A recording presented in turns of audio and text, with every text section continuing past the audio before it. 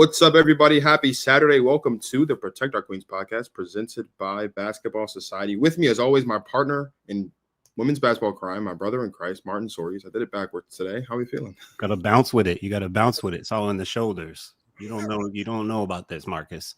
You don't know about that bounce. No. You don't know about that bounce in the shoulders. You don't know about it. Well, it's not the Kirk Franklin bounce, so that's good. It's not that bounce. I was just about to see you're doing great work in the church, but as we get further into adulthood, we're gonna have to get you outside a little bit more. No, it's not the Kirk Franklin bounce. No. Well, there's a song where he's like, "Do you got that bounce?" I know. I'm well aware. I'm aware. I don't know why that was the thing I thought of. But. I know why, because you're a church boy. It's just a straight up church boy. Nothing wrong with that. Nothing wrong with that.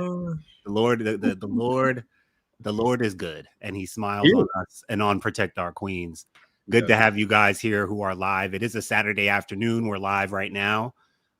Just a couple guys who love women's basketball. Welcome to the Protect Our Queens podcast. We have one of our favorite guests who was just on the show with us a couple weeks ago for the first time. Our guy, Dan Thompson. He's coming here to join us in a couple minutes, live from his coffee shop in Chicago. And his 4 daughters. The man has not only 4 kids, but 4 daughters. My Lord, he should get a round of applause and a gift basket just for that. The daughters aren't coming on tonight, but Dan should bring them on at some point in a little special appearance. Maybe we do that. But glad to have Dan back. I'm most excited right now. What I'm most pleased about right now, Marcus, is that I guess I shouldn't say pleased, but Stewie last night solidified why she's still a top 10 player, which is good for both of our lists. We're going to redo our top 10s. We just did our latest top 10s at the end of the regular season, but we're going to do it again after the season is over, after the finals. And I'll just say there's already been movement. Things have already changed as a result of some performances and so forth. So there will have to be some movement. Good. Oh no, yeah. People who go down, people who need to be taken off, who need to come back in. So, but that's why I bring up Stewie, because she validated why she's still at the very least a top 10, maybe still a top 5 player just in that game 3 performance last night. Sabrina, not so much. Sabrina might be a little. Yeah. And John, she was one of. We both had her 9. Well, I had her, I think 9. I had her 9. at 10. Where'd you have her at 10? Yeah, so she's at the bottom. But Stewie, I found out today. I didn't realize it during the game. She was the only person that scored in the fourth quarter of that game. The only person who scored in the fourth quarter, Marcus. She was God. We talk a lot about like we know this league is based on size and length and versatility in the unicorn era, but there's nothing like a game like that just reminds you Stewie on one knee by far the best player out there for the Liberty. Sabrina had some spurts, I know, and strong, and not to get on Sabrina or anything, because listen, last year she had the best postseason run, hit some huge shots, became a champion. Like the Liberty have proved themselves, as has Sabrina. But man, for Stewie to still be able to carry them and take over that game in ways when she's not even 100%, it just that's why I literally had said I moved her out of my top 5 and put her at 6. But I'm like, man, that's exactly why I said Stewie is still up there, because she can still just take over a game in different facets with her length, with her defense, with her scoring. That was really cool. And she's getting like an outpour of just support and like love because of just how well she played, but also the circumstances of the fact that she was literally spraying her MCL, and she's still literally looking like their best player. That's crazy. And I look silly because I said Jonquel Jones was clearly the best player on the team, and then she goes out there and makes 1 shot last night. So. Yeah, well, I mean, Jonquel just got a rough series, man. I don't That's what 18 will do. She didn't play well. Yeah, listen, sometimes you don't play well, man. That's why I use the language a lot, like at their best. Like sometimes it's hard to think of a player when you just saw them not play at their best. So like sometimes you have to put it into context. Like, hey, I'm talking about the best version of who we've seen this person be. Look at Satu Sabali. We've talked a lot about her, and we're going to talk about Phoenix. And, if you're here live, stick around, because we're going to talk about both matchups, both playoff series, Phoenix, Minnesota, and Indiana and Vegas. But you know, a player like Satu Sabali, man, she's in and out of the top 10. She could, I mean, we talk about players who are top 10 talents based on performance, you know, like we did with our recent top 10. You can't always say they're top 10 right now if they're not performing that way, but talent wise, you know that they have that in them. So yeah, that's that's some interesting stuff. Good stuff, man. Good playoffs are great so far. This is great stuff. Real quick before we're gonna play the intro because I want to ask this question while Dan is here. Let's play the intro and we'll bring that up.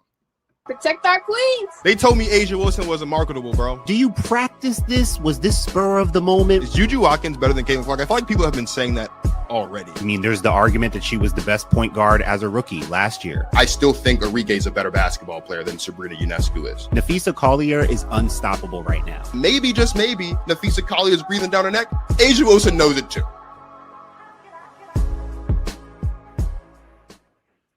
Real quick, I just want to say we're halfway to me being correct about that, by the way. What's up, Dan? Hey, Right. how you doing? Welcome back. How are you feeling? Tremendous. I have watched some of the most remarkable basketball this last week. Blood pressure, doing okay right now. That's good. That's good. No basketball on today, so the blood pressure is good. I was going to ask this question because I have some thoughts, and Andrea Carter had some thoughts. She shared them during one of the halftime or one of the post-game shows this week. Where are you guys on the 1-1-1? Because like the games have been great, right? But like me and I tell this to Martin all the time, Dan. I'm like football guy through and through, just from having known Martin and worked with Martin over the last 3 years, doing a podcast with him over the last 2. He's like kind of getting the basketball in me out a little bit more. But like football guy in me, you win football games to have home field advantage. You win basketball games to have home court advantage. And I don't know, like coming into this, I felt like the 1-1-1, especially when like all of the home teams in those game 2s, except for Golden State, lost. It was like, what's the point really of securing home court advantage if you don't actually have home court advantage? Because now you have to go close out at home.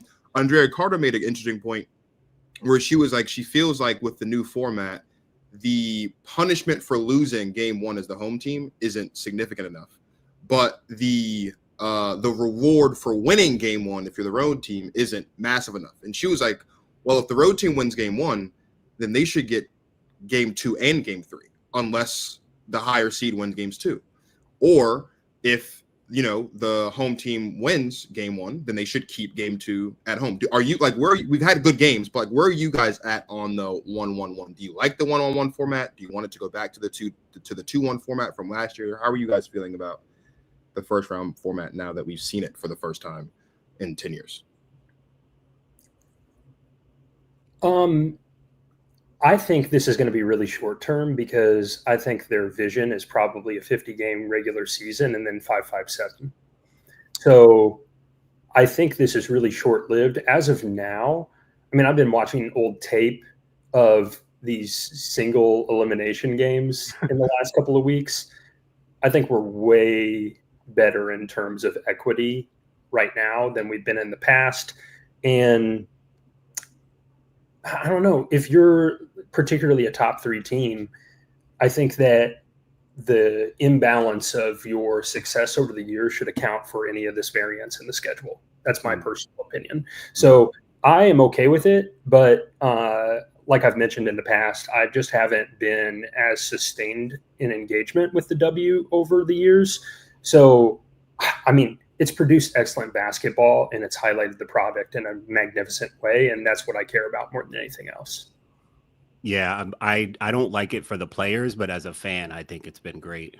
Yeah, I think it's been great as a fan. The only solution I hear to, like, because I was watching when Andrea was talking about that, and like I hear her, but at the same time, I don't know how you don't counter that with, well, just win the game. You just got to win the game. It's the only solution. Like, and I don't see that much of a problem.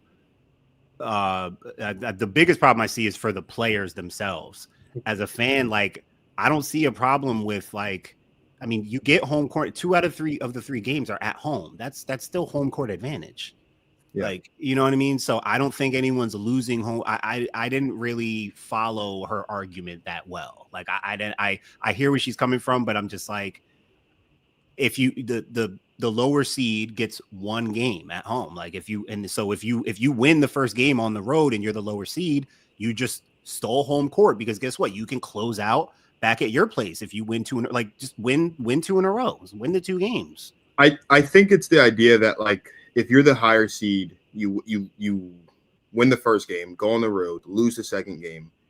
Like, yes, you have the third game in your building, but the third game in your building, you're under more pressure to win that game. So it doesn't feel like it might not feel like home court advantage the way that, like, you win game 1 and you're still in your game in your building to close out in game 2, I think was the thought process.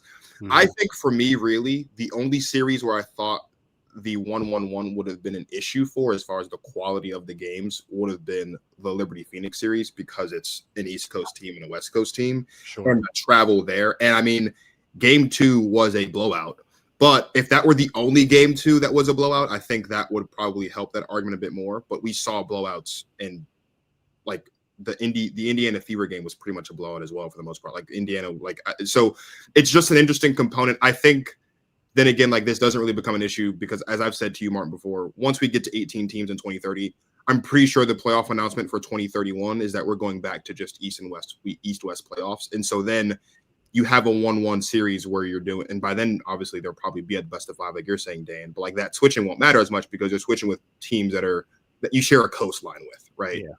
You're just going up and down the East Coast or up and down the West Coast. You're not have to factor in a situation like what we got with the 4-5 matchup. I mean, the games were great, which I guess is what, at the end of the day, which is what you want. You want to see great games. I've always struggled with the idea that you make the playoffs, you deserve a home playoff game. Because like you said, Martin, if you're a low seed, you want to play at home. Sure.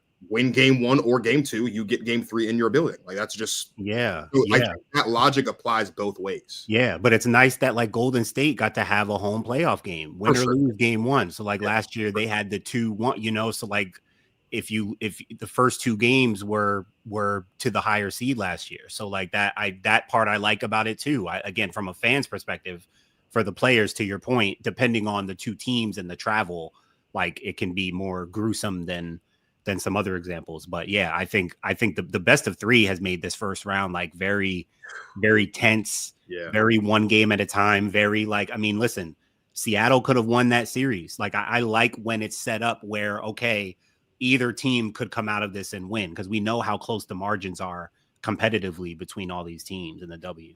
Yeah.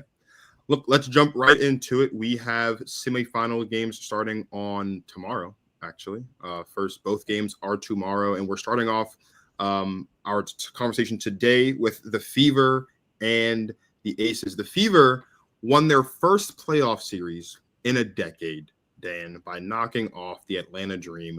They got a win in game 2, and then they went into Atlanta the other night and got a win in Atlanta. Aaliyah Boston hit the go-ahead layup at the end. We are going to talk about what Indiana proved in that game. But in order to do that, let's first go back to when Martin and I were previewing the potential playoff matchups. And I actually pretty much said that if the Fever want to win a playoff series, they would want to play the Atlanta Dream. I don't think they will, for the reasons you mentioned. They've just lost so much. Ari McDonald was their backup point guard. She's not going to be available for them anymore. Sophia Cunningham was, I guess, their enforcer or whatever their role was for her, but she was contributing to the team. She's not available either. That being said, though, I'm honestly not too concerned about that because Kelsey Mitchell's been playing great. She just dropped almost 40 the other night, right? Aaliyah Boston has been like the team outside of those that have went down has been playing really well. I think grit. They've shown some real grit. I think whether or not we see Caitlin play basketball, playoff basketball specifically, will depend on what their matchup is. I think if the Fever believe that they have a winnable matchup with Caitlin, they'll have Caitlin play basketball. Now, of course, Caitlin didn't play in this series. I did also say in that episode that I actually didn't think the Fever would win a series at all because they didn't have Caitlin. So I got to eat a little bit of crow and also be kind of right at the same time. It's a really weird feeling. But, Dan, what did Indiana prove by upsetting the Dream in this first round series? Quality depth. I mean, You look at the performances. Of course, Aaliyah did not score as significantly in this series, but I believe that she is the straw that stirs the drink of that team. And that puts me at odds with a lot of people because there's a lot of negative sentiment about her game because of how physical she is. But she is a connective playmaker. She's one of their most solid defenders. She's their best rebounder, and she's typically their second leading scorer. So when you look at quality depth, and then I think that's more of a general statement about the quality of depth in women's professional basketball more than anything else, because I'm looking at some of these players who were not on rosters, and they are playing a significant role in a semifinalist team. So I just sat there thinking about, when areas healed up and when there are 2 additional teams next year, Odyssey and Aerie have to have roster spots, for crying out loud. Yeah. So I think it is more of a statement about their buy-in and their collective culture as a team. And again, there are going to be a lot of feelings about, associating anything positive cultural with the Indiana Fever, but they're locked in with one another. Yeah. They are doing whatever it takes to win. There does not seem to be a lot of ego in the on-court product. And man, the level of grit and effort and determination to get this done, it's just kudos. And then maybe it just proves the level of coach that Stephanie White is as well. It was cracking me up, that one montage of her just screaming a bunch of times. And I posted a video. I said, yeah, this is basically like me getting my kids trying to clean their toy room. But they buy in. So, they are responding to her, and the amount of quality depth. I think those are the 2 things that come to mind more than anything else. Yeah, I had Stephanie White down. One of the things I think they proved is that they have one of the best coaches in the league, and that's kind of what Steph White has proven, but through her team. I saw the post-game presser with her and Natasha Howard and Kelsey Mitchell, and Natasha Howard was just going in about Stephanie White and how she empowers her, empowers every member of the team. Whenever you hear players like really outspoken about how the head coach empowers them, that lets you know that there's real empowerment going on, and that the coach and what they are saying and doing is really a reflection of how the team is playing. So, and we saw this kind of play from Connecticut in Stephanie White's last couple years in Connecticut, where she has built up that gritty, tough-minded kind of culture that we saw in Connecticut. It's what I said the LA Sparks are missing right now, Marcus. I think they're 1 or 2 years away, because I think the main component they're missing is just in terms of personnel and just identity, a little more grit and toughness. I think a lot of the things when you look at Indiana and why they've been successful without Caitlin, it speaks to it's a lot of things that like you have to watch the games to really appreciate and understand, because they're not like major stat box score things, not major advanced stat things. Like they're doing some nice things defensively and all, and rebounding the ball, but like you have to watch how they compete. I kept texting Marcus during the game. I'm like, dude, they're not going anywhere. This team just fights and competes. And like when you talk about teams like that, listen, Golden State fights and competes, but you know what Golden State doesn't have? A Kelsey Mitchell or an Aaliyah Boston. 2 just proven star level players and talents that can do things that other players can't do. So I just think Indy proved that they have a toughness and a grit and an attentiveness. Like I said, when you watch Indiana's 5 players on a defensive possession, when the offensive team comes across half court, just watch where Indiana's players' eyes and hands are. Everyone is attentive, ready to move, ready to help. Like there's an alertness and attentiveness that all great, like defensive connected teams have to have, but they just battle, man. They have a belief in them, which again, I'm pointing all the way back up to the head coach. Like they won the Commissioner's Cup. They beat Minnesota, who has been largely regarded the best team in the league all year. They did that without Caitlin. Like for them to be this good without Caitlin, I think it says a few things. But the number one thing for me is Stephanie White is really showing what she can do as a head coach with this group. So I think The answer to this question depends on who's answering the question. Because for me, as someone who has watched the Fever since before Caitlin Clark, right? Like, this win doesn't prove much more to me. Because Martin and I, before Caitlin was drafted, when we knew that it was obvious that Caitlin would be drafted by Indiana, we were saying on the show, it seemed like every week, the Fever have talented players. Like, yes, they did just draft Leah Boston first the year before, but they have talented players, right? So to see Kelsey Mitchell go out here and perform the way that she performed, to see Natasha Howard play the way that she played, Leah Boston play, like, not super duper surprising. I actually went on Threads and I said that I was more surprised about the way that Atlanta unraveled twice in those last two games than I was about the way that Indiana played in those games, right? So that wasn't surprising. But what I will say that the Indiana did prove, this is much bigger than them, I think. I think the Fever in this series proved that there is more than enough talent in the WNBA, not just for there to be more teams and for them to expand, but for there to be more roster spots on these teams.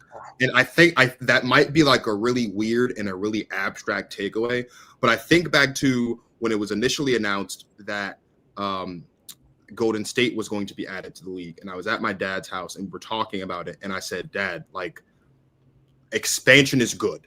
And next is more roster spots because you need enough roster spots and enough teams to house all these players. And he said, yeah, well, if there's more talented players coming down the pipeline, you're still always going to have these problems, which is a valid argument. But when you go out here and you watch an Indiana Fever team who is minus Caitlin Clark, minus Sid Colson, minus Ari McDonald, minus Sophie Cunningham, minus Chloe Bibby, like players who they had to sign because of injuries, they ended up losing because of injuries. To see them pick up an Aerial Powers, to see them pick up an Odyssey Sims, and to see this team with this talent who didn't have a lot of time really together down the stretch of the season to still go and beat the number 3 team in the WNBA twice, blowing them out in game 2 and then beating them in game 3 when they were down for most of that game. Like, that shows that there is enough talent in this league to justify expansion and to justify the expansion of the roster. So, like, from the Indiana component, for me personally, because I was always of the mindset that there is more talent on this team than Caitlin Clark, and that they could go out here and be competitive without Caitlin Clark and all of those things, them winning isn't really surprising, because all of my shock is to just the way that Atlanta unraveled, right? Martin, you remember, I thought Carlos Mesco had a good shot to be coach of the year because of how well he looked this season, all the improvements, but I think Indiana proved something bigger for the entire WNBA. And ironically, when Martin and I were talking a little bit ago, and we were talking about, like, Phee had just gotten hurt and Stewie and JJ were kind of injured, and then we were talking about which team would benefit the most from those teams being injured, I said Indiana, because if the Indiana Fever are one of the last 4 teams left, that does great things for the WNBA. Ironically, they're one of the last 4 teams left. They're doing it without Caitlin Clark, but still, that means good things for the WNBA, because it proves to the people who aren't normally tapped in that there's a lot of talent in this league. And and Fever fans should be ecstatic. I mean, Fever fans ought to be, and I'm sure they were going through all kinds of emotions and feelings, wondering if they could do it with her, without her, or whatever. But they should be. I mean, this also proves to them that they are building a championship culture. For them to be this good and this formidable and competitive and tough, like Stephanie White building this culture of toughness and grit, with or without Caitlin. I might even argue without Caitlin there, it might end up better. I don't want to say better in the long run. I just think that it's really established. And the fact that they have won their first playoff series in a decade and have been this good without Caitlin, it should be very encouraging to be like, wow, what can we be with Caitlin? What happens if when we get Caitlin back healthy and back in Caitlin mode, in this style, in this culture, with this way that we know we can play? So it has to be very encouraging for them. Can we just talk about the general resilience of the roster, right? Yeah. They were 12-10 in their first 22 games, and Caitlin was injured in that game against Connecticut. They finished their last 22 games 12-10. So for them to be able to eke out a similar baseline of performance with radically different roster constructions at multiple points of the year. The other thing worth mentioning in my mind, though, is that I think AB, Natasha, and Kelsey Mitchell all played all 44 games. So even amid all of the chaos, there were some real stalwart presences that sustained a level of respectable basketball, even when adversity hit. So I think this is a deeply intriguing team because of what y'all are saying.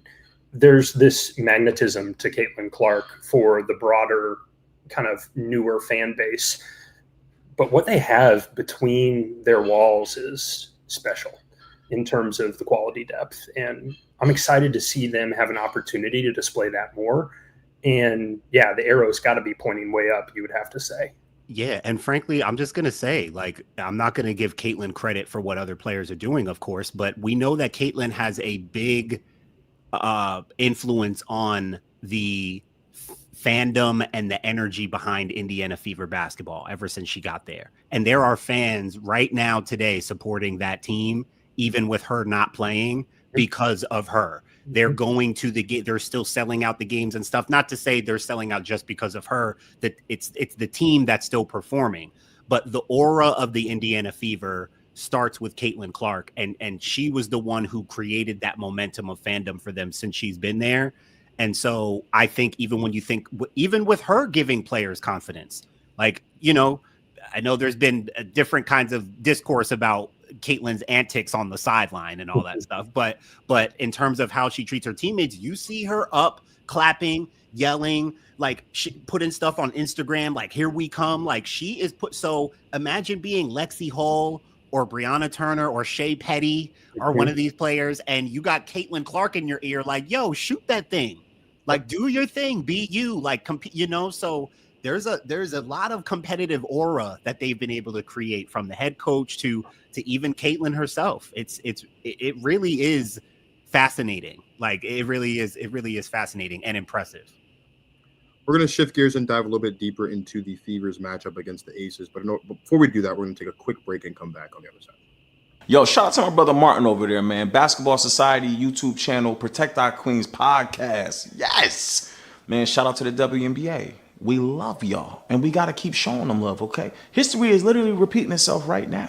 We got Angel Reese, Caitlin Clark. Okay, Magic Johnson, Larry Bird. A big rivalry, crazy going on right now today in our game.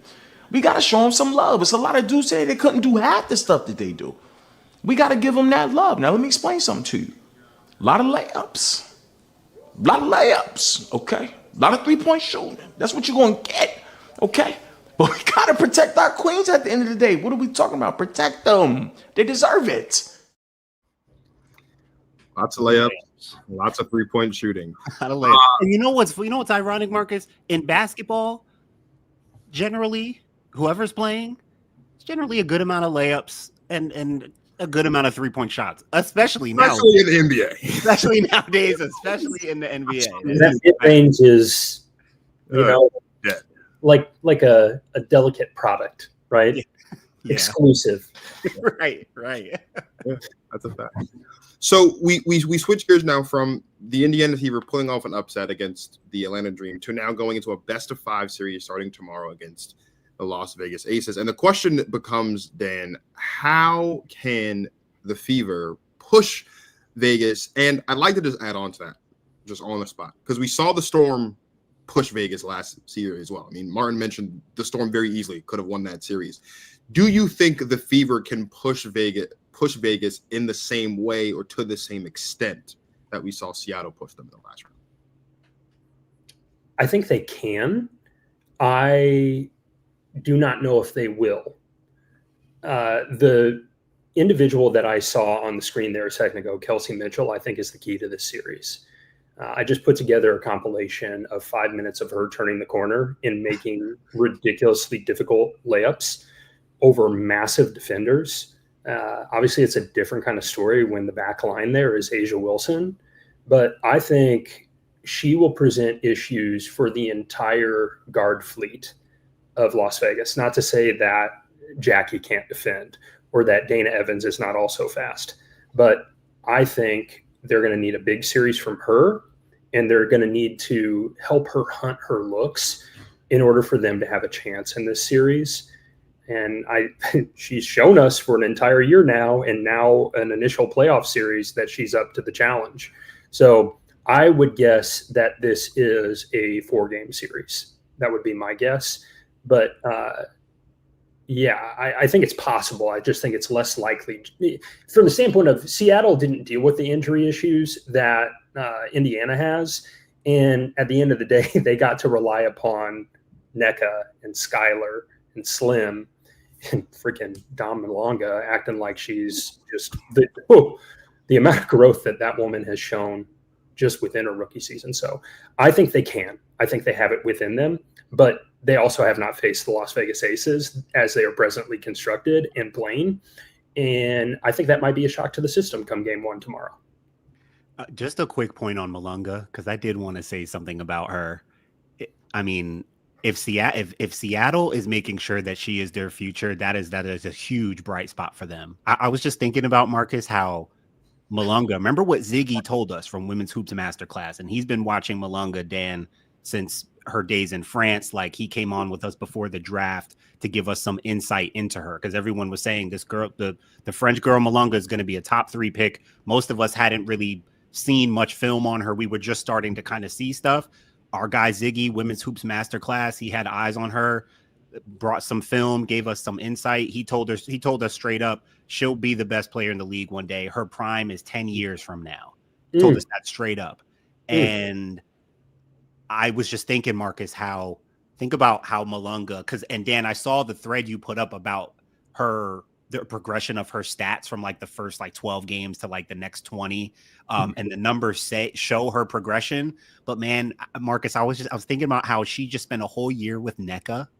Her first playoff series was against Asia Wilson. You don't think she's going to remember that experience? And she had some big moments in that series. I think game 3, she got a little sped up and she didn't shoot as well. Game 2, she had a killer game in game 2. I mean, beating Asia on rim runs, right? A couple and one. She had a big bucket late in that game. Game 3, I think the speed of things and the moment kind of got to her. She didn't play as well. But man, Malunga showed us enough moments this season where more people need to be aware of what could be coming with her, man. The more I watched her, the more I saw comfort with her turnaround, with her pace, with the timing of things. Like, man, her motor and her athleticism are scary. And then you add on to it her skill set. Her skill set is going to polish up in the next couple of years, and we're going to see something very, very special, I think. I'm glad you brought that up. I wanted to add, I had that on my mind about Malunga. I was just thinking that, Marcus. I'm like, man, she just spent a whole year playing with NECA. Her very first playoff series was against Asia Wilson. That I don't think that can be overlooked. She's going to remember that. To answer this real quick, I do think AB is going to be the key here. I think Aaliyah Boston's physicality and her ability to muck things up is one of the only ways that Indiana can give themselves a chance competitively here, because that is what can, I don't want to say slow down, but at least occupy Asia a little bit. I think the AB and Asia matchup here is crucial and key. Obviously, anyone trying to beat Vegas has to think about how to possibly slow down Asia or contain her, and that's the focal point of everything. I think Indiana with Aaliyah Boston, and frankly, even with Natasha Howard, who's going to help her out a little bit in that sense. But AB specifically with her physicality, you touched on it, Dan. She's even getting flack for it now because the game gets mucked up and a little ugly, because she knows how to use her body. She's physical. And if you don't know how to use your body and be physical back, she's going to draw a foul on you, or she might just foul you because she wants to own her space. Right. And I think that is just a factor to look at as to, can that wear out Asia a little bit? Can that slow them down? Can that create some even some frustration with Asia, right? Can that knock her off a little bit? So that's the main thing I'm looking at with this. And I think that's the way Indy can push them, as if AB is pushing and moving things around and trying to get Asia at least a little bit frustrated. So I was prepared to agree with Martin and go all in on the Aaliyah Boston Asia Wilson point. But then I started thinking about the fact that, number one, the last time these two teams shared a floor was in Indiana, and Asia Wilson was the only person to score more than 6 points in that game. That's right. And that was the game before the switch flipped. I believe that was the last game that Jewel Lloyd started, right? And then we know how the season ended, right?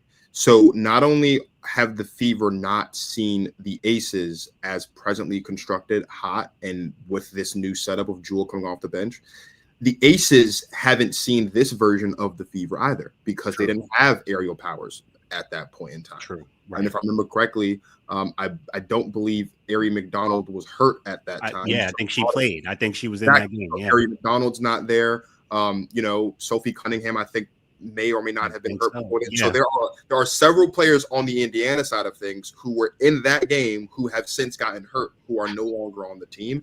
And there are players who are on the team now who weren't at that time. So both of these teams, I think this series is interesting, unlike the Phoenix-Minnesota series, where those two teams have film against each other throughout the course of their regular season matchups they can look at and pick out certain things. These two teams don't have that. So you really only have the 3 games from the first round and the games from the second half of the series to really look at and figure out what's going to work, what's not going to work, and how to win. I do think this is going to come down to Kelsey Mitchell. But more importantly, I think this is going to come down to how Vegas's guards handle Kelsey Mitchell. Because we know that Jackie Young, more often than not, I picked that picture for a reason. Jackie Young is generally guarding the opposing team's best perimeter player. So Jackie Young's going to have the Kelsey Mitchell matchup. But aside from that, even when you expand it and just look at all of the guards possibly, factoring into this equation, you've got Kelsey Mitchell on Indiana's side. You've got Odyssey Sims on that side as well. You have even Lexi Hull on that side as well, who isn't really a guard. She's more of like a wing player, but she still factors in that to me. On Vegas' side, you have Chelsea Gray, you have Jewel Lloyd, you have Jackie Young, but you also even take a look at someone like Dana Evans, who I think is probably going to see the floor a lot more off the bench than she did in the previous series, because they're going to need someone on the floor who can counteract or at least match the quickness of Kelsey Mitchell on both sides of the ball. Like, I think they're going to need that. So this is going to come down essentially to, in my opinion, it's going to come down to which guard group plays better. And I know that Vegas has the better guard group. They have the more talented guard group, but we just saw in the last series that doesn't matter, because the Dream had the better guard group in that series as well. But the Fever were able to pick apart where they need to pick apart and get a win there. I don't think the Aces will get unraveled. In fact, I know they won't get unraveled the way that Atlanta did, because they've been here before, right? So so the Fever are going to have to not do what they did in game 1 against the Dream, where they got completely unraveled down the stretch. Stephanie White ended up getting a tech late in that game. Natasha, they just completely unraveled in that game, even though things were still kind of close. It's going to be interesting, I think, specifically how they handle Kelsey Mitchell. And I would imagine a scenario where we see Dana Evans on the floor a lot to assist Jackie Young with the Kelsey Mitchell responsibility. Because Jackie Young can certainly out-physical Kelsey Mitchell. We know, she can out-physical just about any guard and any wing in the W. Like, she is, we know that. But I think they're going to need the assistance of Dana Evans to match Kelsey Mitchell's quickness. That is the thing. Because I know the last thing I'll say is, one thing that Martin and I always talk about with Caitlin being available is their pace wasn't just because, Caitlin's on the ball, pushing the ball up the floor, like her get-ahead passes, the deep outlet passes. Kelsey Mitchell does all that stuff as well. Mm-hmm. And when you add on to the fact that she's quick, it makes it really hard to contain her. They're going to need Dana Evans on the floor, because Dana Evans can match her quickness. Dana Evans, I think, is going to be able to keep up with her and stay attached to her. And, that's going to be important. It's going to be really, really important. So what I would like to see potentially tactically, I'm going to trust Coach Hammond and the Aces player scouting department more on this. But if you let Jackie start and close the game on Kelsey and then ate up the middle minutes, say after the first 7 minutes of the game, all the way up until the last 7 minutes of the game with Dana, Jewel, and let Jackie be a roamer. Because the thing with Kelsey that makes her so dynamic is once she gets past the first layer of the defense, she can step back, she can drive all the way to the rim, she can pop from mid-range. I think it's going to be important that you need Jackie for offensive production as well. So if you have her chasing around, and she's obviously like in impeccable fitness, we're not saying anything about that. Right. You're going to want her to be used as a second line of defense because Kelsey is going to beat whoever is in front of her over and over again. You will. And you're going to need Jackie to not just be completely gassed. Yeah. This is a long series too. So Yeah. I don't know. That was something I was thinking about is I think your three primaries are going to be Jewel, Dana, and then Jackie at the beginning and the end of the game. But we'll see how that plays out. Man, that's going to be – you guys are right, though, about this. This is going to be big because I'm not going to lie. I don't think Jewel can keep up with Kelsey at all. Not in the slightest. At all. Like, not to say Jewel is slow or, you know, like you can be fast and still not be able to keep up with Kelsey Mitchell. Her level of speed is just, you know, it's just a different kind of speed to say that you can keep up with her. Jewel, if Jewel is on that's Indiana's going to go at that. Oh, and it's the lateral quickness too that you point out all the time as well, Martin. It's not just the downhill up. It's not just the north to south. It's the east to west as well. And I think that is where Jewel is going to have a problem. Is the east to west, which is why I think getting Dana out there can help with that for sure. Yeah. And I think what we're talking about with Indiana's, so they're going to test Vegas with the speed of Kelsey Mitchell, with the physicality of Aaliyah Boston, with their coaching, with their discipline, with their grit. So I think about, and we're getting ready to talk about Minnesota and Phoenix, Dan. I can't help but think whoever comes out of that Minnesota and Phoenix series is going to be ready to win the title. Like, and I'm not trying to like compare one side to the other as far as the brackets or whatever, but I just think the Minnesota Phoenix matchup is so like they are going to battle and test each other to the core.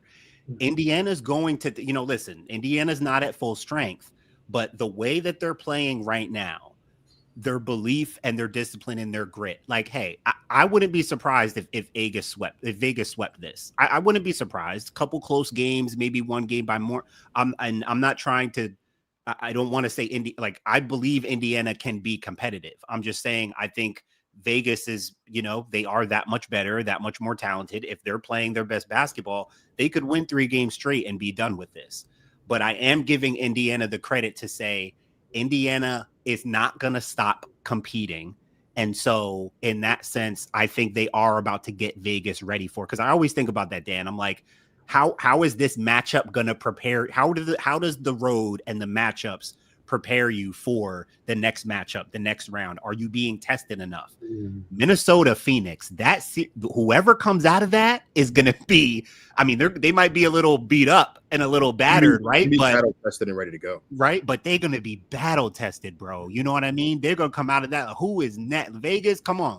Who's next? Like, we just got through with Alyssa Thomas, or we just got through with Nafisa Collier. Like, you know, we're ready. So I think Indiana is ready to test Vegas enough for them to be like, okay, we need to really beat them. Like, we're not just better than them. We're going to have to actually beat them. Yeah. And the last thing I would just say too, very quickly, and this comment reminded me of it. So I actually appreciate this comment because I didn't think about it. The one thing, because I said earlier that these two teams haven't seen each other as presently constructed because of all that's changed since that beatdown.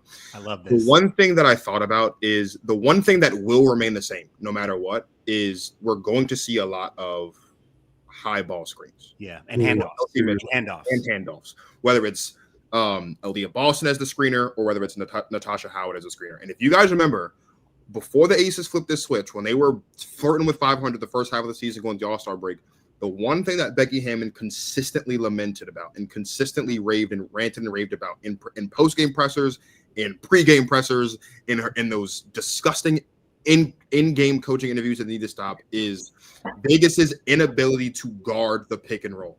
Like, regardless of who was or wasn't available, who was or wasn't on whichever team the last time these two teams played, Vegas is going to have to make sure they guard those screens correctly. It won't matter who the primary defender is on Kelsey Mitchell. It won't matter whether or not Jackie Young is the second line of defense or not. It won't matter whether or not Jewel Lloyd is quick or fast or whatever. If they don't guard the screens correctly, Kelsey Mitchell is going to go off. And just like we think when you think every other team, just like every other player in Indiana, when Kelsey Mitchell gets hot, it is very, very hard. Mhm. Yeah. They usually try to get her hot off of those screens. That's how it all starts. Yeah. Because then she can start driving. She can do those steps back to you were talking about, Dan. And it just Once they get her, when they get her moving, that's when she's most dangerous. But Dan, that's a great comment. That's an interesting point, Dan. You just said how you put up a compilation. I hadn't seen it, but you said you put out a 5-minute video of Kelsey Mitchell turning the corner. I think people want to try to go under screens to negate her speed, because if you try to stay attached, if you try to go over the top of the screen, Marcus, her speed is just, it's tough. And like sometimes going under puts you at a disadvantage. Clearly she can shoot. Usually you go under screens on players like Rondo, non-shooting player, Alyssa Thomas, you try to get under because they're not going to step back for the shot. But Kelsey Mitchell, who can shoot, she's just so fast. If you're committing to going over the top of the screen on Kelsey Mitchell, and so that means you're letting her go use the screen and then go into that space and create, that's a dangerous place to be in too. So sometimes I understand, skeptical football fan, why people go under those screens, Dan, because like sometimes you need to just take a step back and prepare, because you assume she's going to come at you downhill. If you go over the top, you're giving her a lane to get downhill. I just think she's too efficient, especially in those sequences, because I literally watched every single field goal she made this year, like yesterday. And when you trail her, what I think you get to do is you get to turn her into a playmaker if your backline defense is really good. Now, the reason why I am a bit of contrarian and I think AB is the best player on Indiana is because Kelsey is remarkably dynamic offensively and efficient, but her assist rate isn't as tremendous as you might think it would be for someone who is as fast as she is. And so what I'm not saying is that this is a solve. It's a pick your poison situation here. But if you're going to trail her and you're going to keep people locked to the people that she's spraying out to, and Asia Wilson is your back line, then the choice for her becomes I take a floater or a contested Asia Wilson shot instead of that whole dynamic range of things that she can do when you go under the screen on her. So, yeah, and what'll be really interesting is just to see game 2 and 3 what their defensive scheme looks like, because it's a little bit of a crapshoot in this first game, given all of the ambiguity with all the changes that have taken place since the last time they played in July. But the more that we've talked about this, the more excited I am, because this is a coaching series. And, man, Stephanie White and Becky Hammond just getting into the weeds, and let's see who's got the best scheme cooked up. And I'm genuinely excited about that. If you're just now joining us, we are once again joined by Dan Thompson as we are previewing at this point now the WNBA semifinals. We just wrapped up talking about Indiana and the Aces. We're going to switch gears now and talk about Minnesota and Phoenix. But before we do that, we want to go back to the last time Dan was on the show, because we were sitting here earlier today figuring out what clips to play, and I heard this clip, and it made me want to ask a very specific question about this series. If we're talking value, Phee is what makes them a championship team. Yeah. And all their parts do too. It's the sum of their parts. But like, if I take away, Courtney Williams, they might still be able to do it. Nothing against Courtney Williams, because all of them are essential to that team. But you know what? Phee is the one that makes them different, unguardable, mismatch problem. They're still good without her, but they're not historically great and not championship without her. If I believe Asia is as great as she is and has displayed that statistically, I feel like, and this is where like the LeBron conversation earlier comes into play, I feel like it better be really clear that someone is significantly more valuable for me to go over to that person. So, Dan, here's my question, because obviously that was in the context of us talking about whether or not Asia Wilson or Nafisa Collier would be the MVP. But the point that Martin made, but also the point that you made at the end there about, like, in order for you to say that someone is more valuable, it needs to be abundantly clear that one person is more valuable to their team than the other.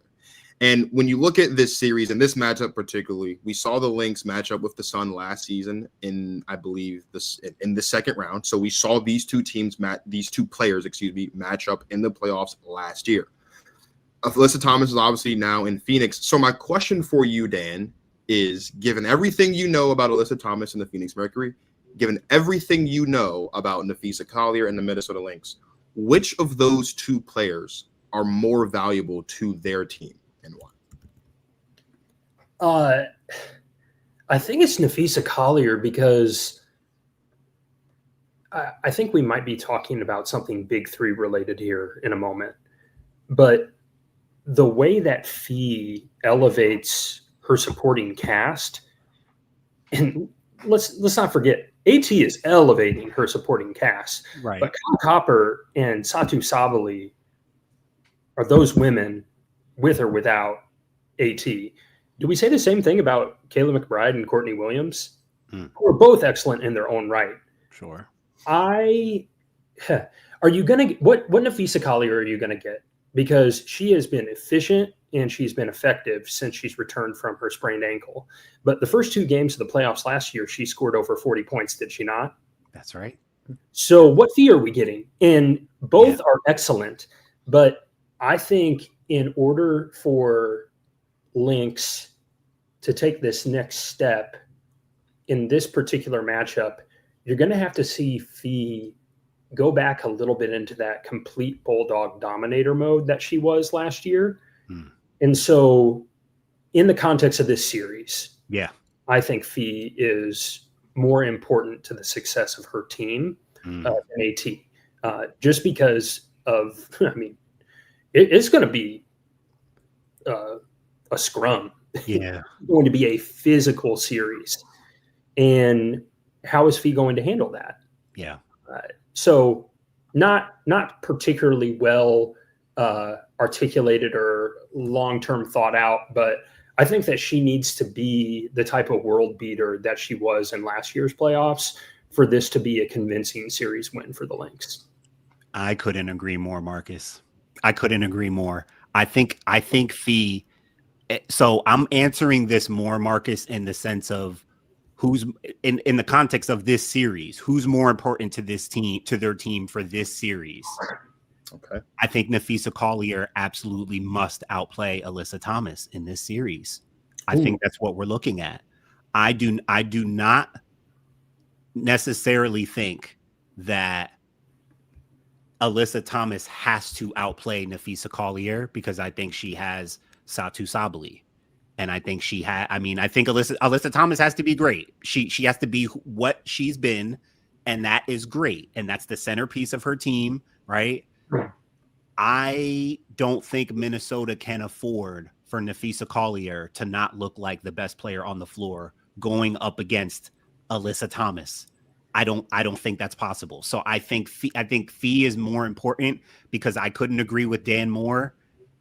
She needs to be the Bulldog world beater. And right now in the playoffs so far up to this point, the Bulldog world beater is Alyssa Thomas. She's on the other team. And so right now it's really a fascinating thing that has been set up for us because we've been talking Phee in Asia most of the season. That, you know, they're the 2 leading front runners for MVP, but we all know Alyssa Thomas is right there after them. Somebody was going to have to go through AT. Stewie just had her crack at it. Her team wasn't up for it. And listen, you talk about world beaters. The story of that series against New York was that inverted screen and Alyssa Thomas bullying Sabrina Ionescu on switches. That was one of the biggest stories of that series. They literally picked on Sabrina. And I predict they might be going to that action more against Courtney Williams, who's a smaller defender, little thinner, not able to really match. I think Nate Tibbetts is going to that action a lot more against Minnesota's point guard as well. Courtney Williams, not necessarily like the defensive liability that I would say Sabrina might be in terms of like speed and quickness and athleticism. But in terms of frame and size, Courtney Williams is too small for Alyssa Thomas, and they know that. And I think they're going to try to use that some more. So I think this is a huge series and a huge test for Phee to remind people, hey, I was the MVP. I am, the front runner for MVP. Like I'm still the top 1 or top 2, not Alyssa Thomas. And I don't think Minnesota wins this series and comes out alive unless Phee does that. So I think Phee is my answer. I hear you, I understand you, but Alyssa Thomas is the Phoenix Mercury. She is. Like, for all the reasons you just mentioned as to what makes this an important series for Napheesa Collier, that's what makes Alyssa Thomas more important for Phoenix. Alyssa Thomas set a bunch of records this year. Not only did she set the record for the most total assists in a season, and not only did she set a record or come close to setting a record for most assists averaged in a season, Alyssa Thomas set the record for the most points responsible for this season. Mm-hmm. In fact, there was a point in time towards the end of the season where she was responsible for more points than every player in the WNBA scored except for Kelsey Mitchell and Asia Wilson. There is no Phoenix Mercury offense without Alyssa Thomas. That's number one. Mm. There's no Phoenix Mercury defense Right. without Alyssa Thomas either. Like, I know she wasn't one of the co-defensive player of the years, whatever the heck that means, but there is no defense in Phoenix without Alyssa Thomas. Now, at the top of the show, I lamented and I was a little bit bummed because I said that Jonquel Jones was the best player in New York, and then she was held to 1 of 10 last night against the Mercury, or the other night in that game against the Mercury. You know who held her to 1 for 10? Alyssa Thomas did. And Alyssa Thomas wasn't just bullying Sabrina Ionescu. She was bullying Stewie a lot in that third quarter. I mean, put her shoulder down and had Stewie on her butt several times in that series. And so while I hear you guys on the point of, like, maybe Phee has a little bit more to prove in this series, and so that's what makes her needing to play better. I don't disagree with you guys that she has to play better, but Alyssa Thomas is absolutely more important to her team. We watched Napheesa Collier miss 10 basketball games, and this team, the Minnesota Lynx, won 7 of those 10 games. Now, granted, they won those games against I believe it was Seattle, Washington. I think they had 2 against New York, and they had a game against Indiana. There was a couple of ones, right? It's like maybe the competition at that point in the season might not have been all that stout, whatever. But we've seen this team be successful.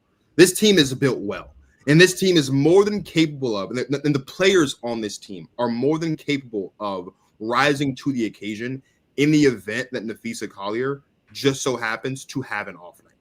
But if Alyssa Thomas has an off night, the Mercury are going to lose by 30. Like, there is no, and that is no disrespect to Ka. That's no disrespect to Satu, because Martin, Dan, you guys know I love both of them.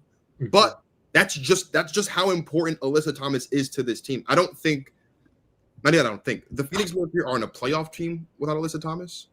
The Phoenix Mercury don't beat the Liberty without Alyssa Thomas. And if Alyssa Thomas isn't playing Alyssa Thomas basketball, the Phoenix Mercury don't have a fighting chance in this series, because she is literally their offense and she's literally their defense. All those mismatches that we love to talk about, all those things, all of that flows through Alyssa Thomas. I just don't see a scenario where Alyssa Thomas can have a pedestrian basketball game at any point in this series and the Mercury win that game. I hear your point. I almost talked myself into going over to AT as I was talking, and I think you made the right points there. I think, Dan, for me, as a basketball specific point, when I think about what these teams need these 2 players to do, why I still lean towards Phee is the shooting component. Mm-hmm. I think Minnesota, and I'm thinking, Marcus, I'm like, what is a pedestrian game? What does an off game for Alyssa Thomas technically even mean?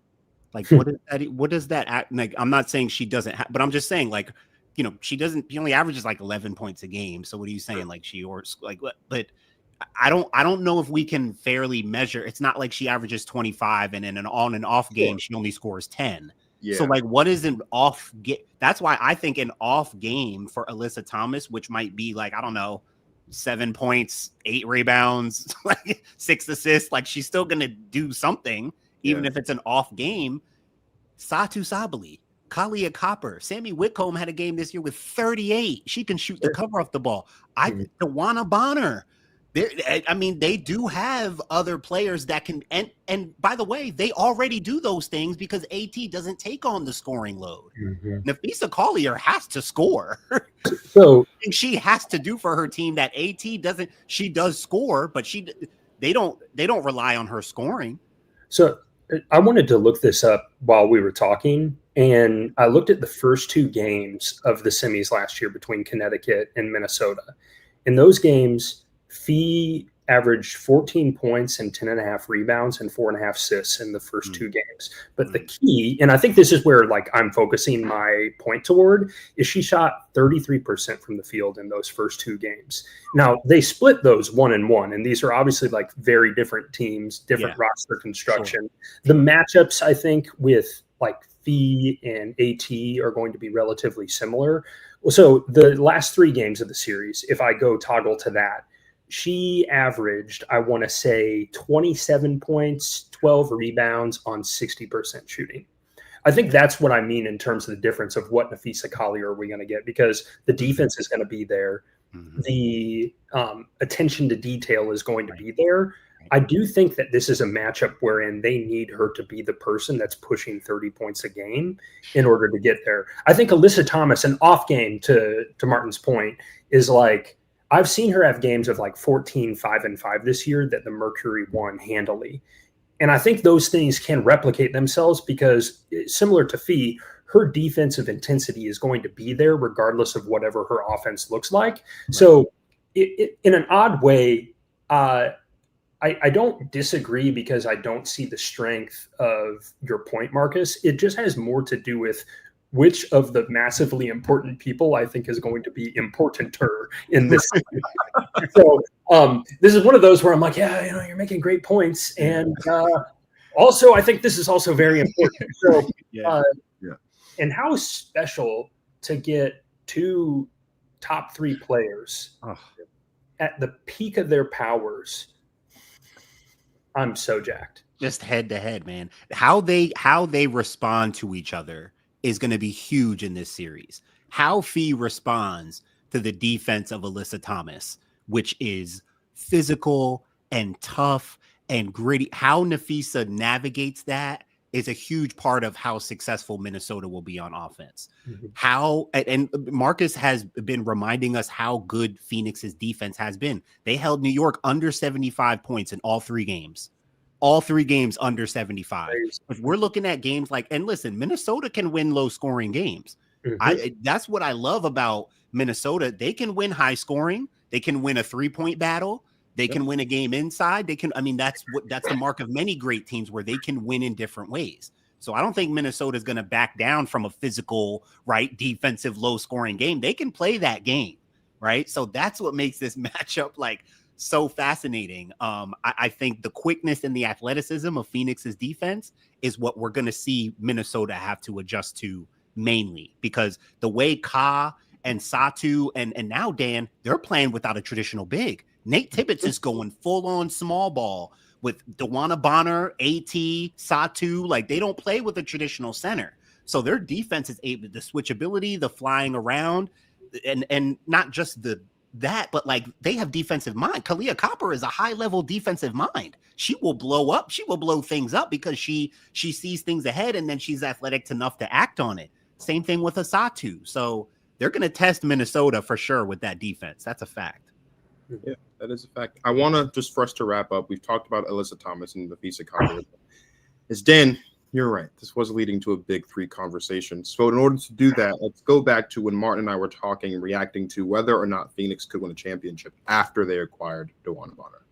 I don't think they will, for the reasons you mentioned. They've just in Phoenix, they have Satu Sabli, they have Kahleah Copper, they have, their role players are probably one of the better stories of role players in the whole league. Sammy Whitcomb going for 36 the other day. Like, they kind of have everybody humming and in tune. Some decent depth there. Phoenix is, looking better than a lot of us thought they might. With healthy Kahleah, Satu, AT, we both felt like that was, a lot to work with. But we also thought there might be a drop off after their 3 best players, and they're showing that that's not the case. They're having they're having other players really step up and play well. So they're averaging 85 points a game. You know, they're 13-6. Like, they're in a good spot where her as a veteran and as a champion and as just the familiarity, she doesn't have to come in and try to do too much or try to be too much. So we know who Phoenix's big three is. It's Alyssa Thomas, Satu Sabally, Kalia Copper. But in order for us to figure out whose big three is better, I guess the first thing we need to figure out is who actually is Minnesota's big three, which is a question I asked Martin, and then we both kind of paused and we're like, oh, actually, we're not sure. Because we know that it's Napheesa Collier and Courtney Williams. We know that for sure. But Dan, who is the third component of the big three for you? Is it Kayla McBride or is it Alana Smith? Or, to Martin's point earlier during our production meeting, do they really just have a big four and not a big three? I think it's Kayla McBride, personally. Her multitude of ability, moving off of screens and moving away from the ball, catching and firing, and then the ability to create in the middle section of the floor with the floaters, and she's still a pretty dogged defender. I think Elena Smith, we need to put some respect on her name in the context of that. But I think it's pretty clearly Kayla McBride. She was on the edge of, like, in my, artificial ballot that doesn't exist, second team all WNBA this season, just because of her overall impact on the game. It felt weird not to have a second player on Lynx in the conversation. So yeah, I think it's Kayla McBride, but to Martin's point, and even extrapolating it a little bit further, I think that Phoenix has a clearly better big three, but the top seven for Minnesota are significantly better than the top seven for Phoenix. Agreed. Do you also agree that Kayla McBride is the third in the big three? Yes, I would lean more towards saying it's Courtney, Kayla, Napheesa. I would lean towards that. I think Dan made the great point there about their top seven versus Phoenix's big three. If I'm comparing the big threes, and I really had to think on this, what I didn't have to think on much is Phoenix's big three is more talented. Like, I give them talent. I think they're more athletic. I think they're a little rangier. I mean, you're talking about two dual forwards in Satu and AT, and a pure two-way athletic shooting guard in Kalia Copper. I mean, that there's so much talent there that just on talent, pound for pound, they're the more talented big three. I think Minnesota's big three, when I think of Courtney, Kayla, Napheesa, I think there's like slightly more balance there. I think Courtney Williams leaning into her identity as more of a true point guard lately with Minnesota, I think. And then Kayla McBride as a clear shooting guard, and then Phee as your clear dual forward. I think those three make up a little more like cohesion. I think Phoenix's big three is like just, it's like candy. It's almost like just it's just so, and it's also like just so dynamic. It's so, you don't know. I mean, it's like, it's the good stuff. It's like yeah, but I think Minnesota's big three, you think more like a little bit more of like a cohesive factor, a little bit more of like a structure factor. I think Phoenix's big three is more like roll it out. They could play off script. They could take anybody, just 3-on-3, right? Minnesota's like, they're going to kill you with like down screens and pin downs and just good old fashioned like fundamental hoops. So that's kind of how I see it. I do agree that the big three in Minnesota is Phee, Court, and McBride. I do agree with that. I'm inclined to think though that Phoenix's big three is slightly better. And I think it's really, really close. I mean, I think in many ways Phee and Alyssa Thomas cancel each other out, right? I think like, and when I say cancel each other out, I mean like there are obviously things that Phee does better than Alyssa Thomas. There are obviously things that Alyssa Thomas does better than Phee. And if you were to build a perfect player using just those two skills, you take what Phee is really, really great at, and you take what Alyssa Thomas is really, really, really great at. You've got probably the greatest basketball player that's ever lived. So I think in that way they do cancel it out. I think what it comes down to is the difference is really between Satu and Ka, and Courtney Williams and Kayla McBride. Yeah. And Size. It's the size, it's the versatility, it's the fact that they're both 3-level scorers, it's the fact that they both, in their own way, are still pretty good, above average. Maybe you want to say great, even playmakers in their own way, right? And I think the versatility of the three of them together, where their roles can change and still be the same at the same time, no matter who is or isn't available, no matter who is or isn't bringing the ball up the floor, I think brings something to the table that Minnesota's big three doesn't have, right? Like it not to say that Phee can't bring the ball to the floor, not to say that Kayla McBride can't bring the ball to the floor, that they can't initiate offense, but if one of them are initiating the offense, it's very different from when Courtney Williams is initiating the offense. On Phoenix's side, it pretty much looks the same, whether it's Kyle, whether it's Satu, whether it's Alyssa Thomas. For the most part, there are some differences, a bit of nuance because their play styles are different, but the ability for each of them to take the other person's role in a way, and it still work and it still be cohesive and not necessarily affect the ceiling or the overall success that you expect the Phoenix Mercury to have, I think is why I'd probably lean like ever so slightly to Phoenix's big three over Minnesota's. I think the other thing, though, that's important to note about Minnesota, which goes back to the Alana Smith point, is I also think Minnesota's big three changes depending on the day and depending on the matchup. I agree with that. Because in this matchup, it is very, very possible that their big three is Phee, Courtney, and Alana Smith. They need Alana Smith. Yeah, they need Alana Smith to have a good series. They're going to need the other half of the Defensive Player of the Year this year to be that and to prove why she is that. Not to say that I don't think that Minnesota is going to win this series, and I'm not necessarily saying that they can't win this series if she's not that, but it's going to be very difficult for them to win this series if Alana Smith isn't being who she was, the player that made her become a co-defensive player of the year this year. Like they're going to need it. And I will add to that in the Rudy Gobert, we're sticking in Minnesota in the Rudy Gobert sense. If Phoenix is committed to this small ball, Dan, there may be possessions where Cheryl Reeve can't even have Alana Smith on the floor. If it doesn't prove early on that she can do something with Alyssa Thomas, that she can be, that they can put her on, because Phoenix is committing to this small ball. Cheryl Reeve might have to get a little creative. There may be possessions where she can't even have her on the floor. I think with Phoenix, fatigue might become a factor because the amount of players that they can keep on the floor against what's Minnesota is going to throw out there is going to become an issue. Like one thing I think about immediately is when Natisha Heidemann and Jessica Shepard come in. Natasha Mack cannot handle that twosome and pick and roll. That would be troublesome.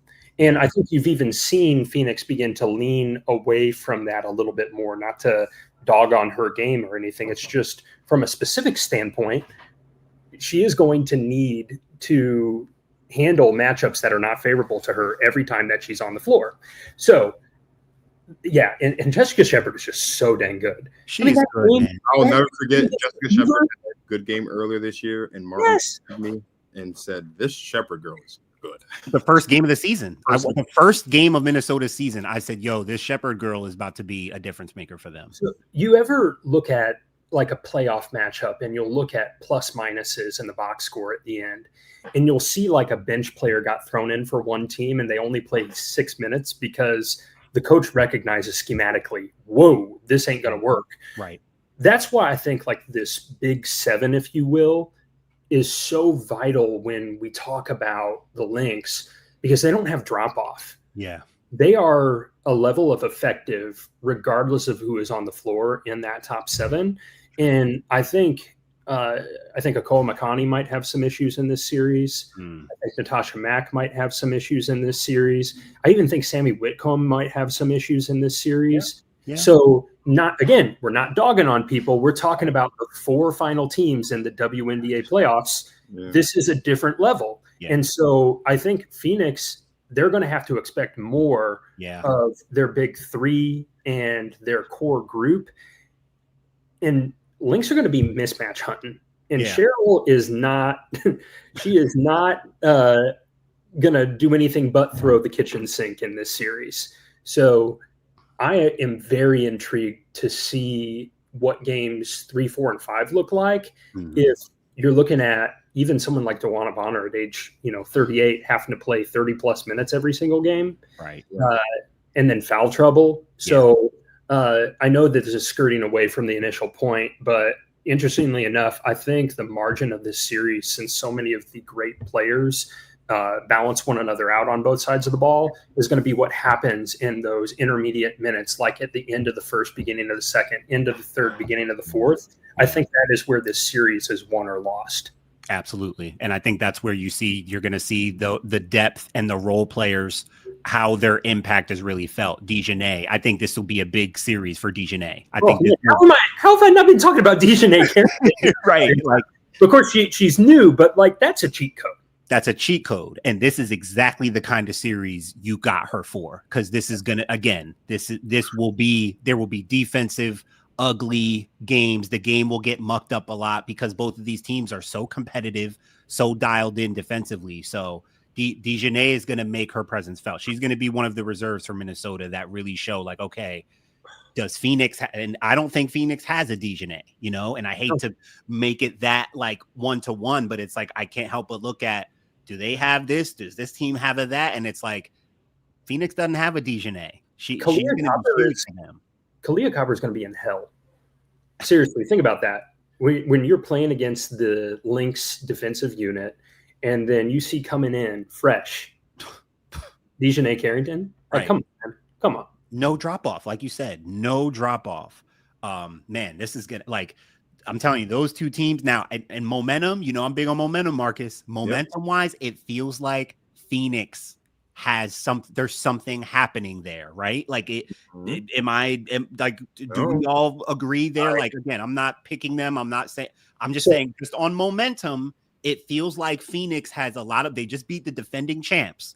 I'm big on, it's like they're feeling themselves right now. They feel like they have something special, and maybe they do. I also think Phoenix coming into game one has the upper hand.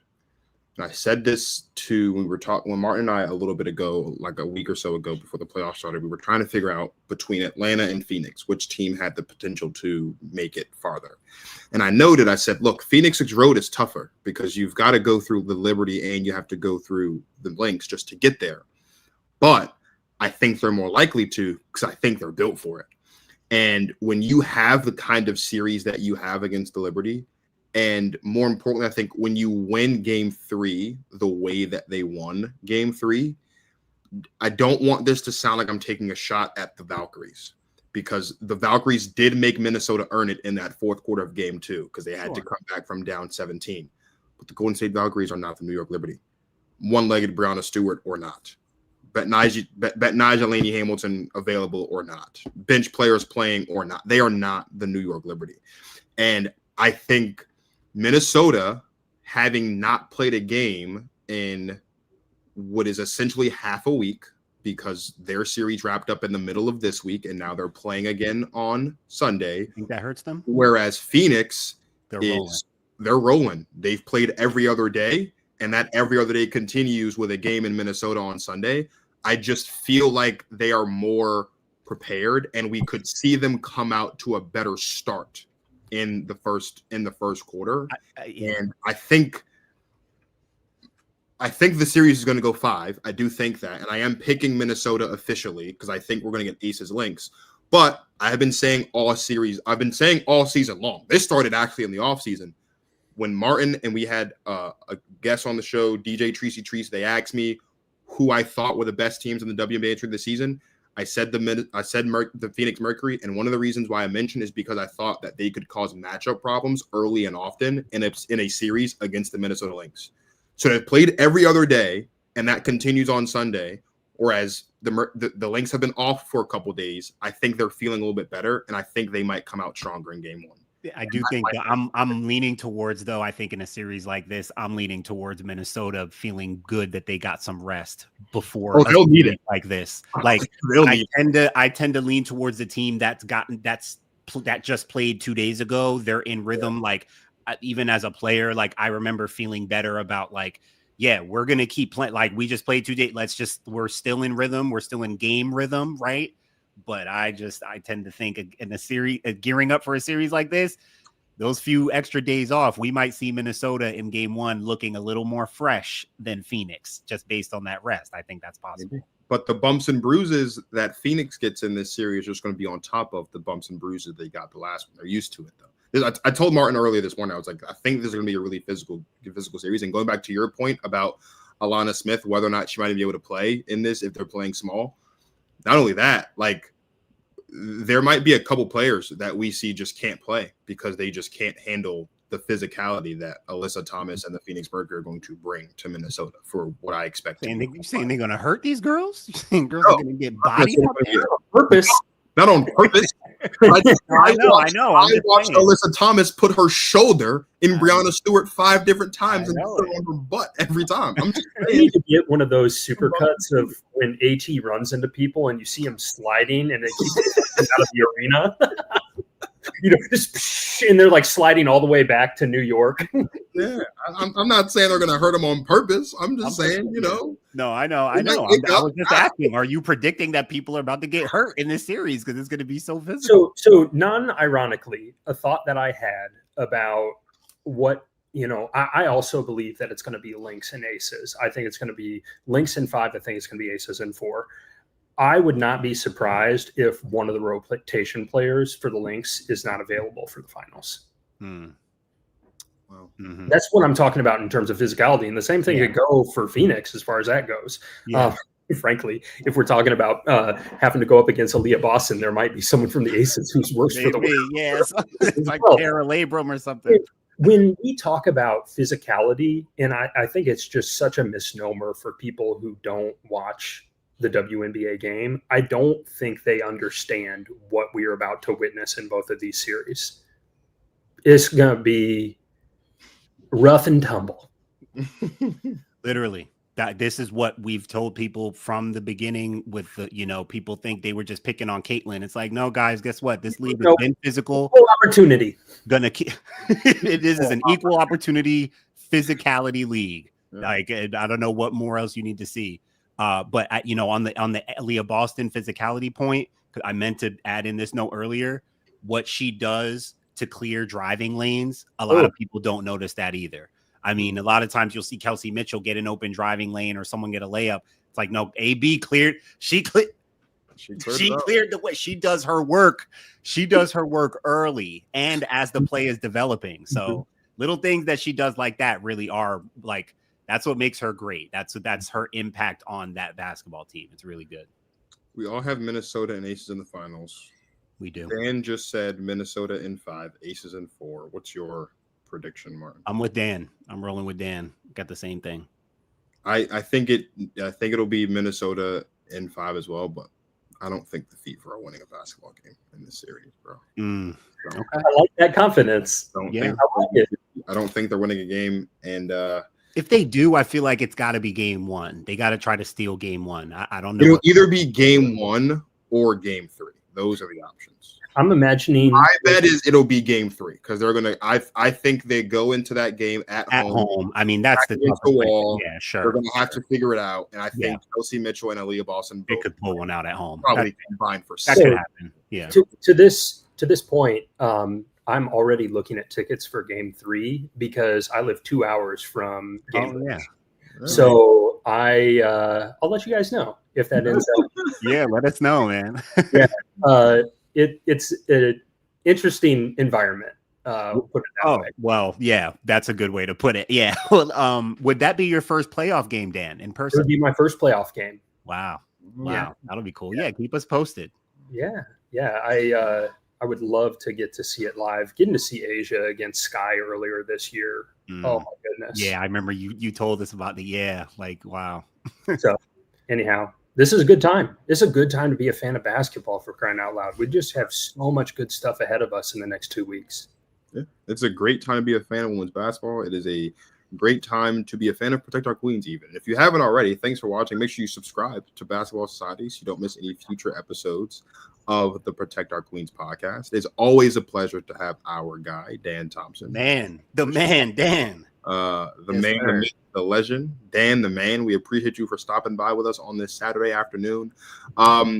And so for our special guest, Dan the man, and for my guy, Martin Sories of Basketball Society, this is Marcus of the Protect Our Queens podcast signing off. Thank you guys for watching. And as always, you enjoy yourselves. So women's basketball.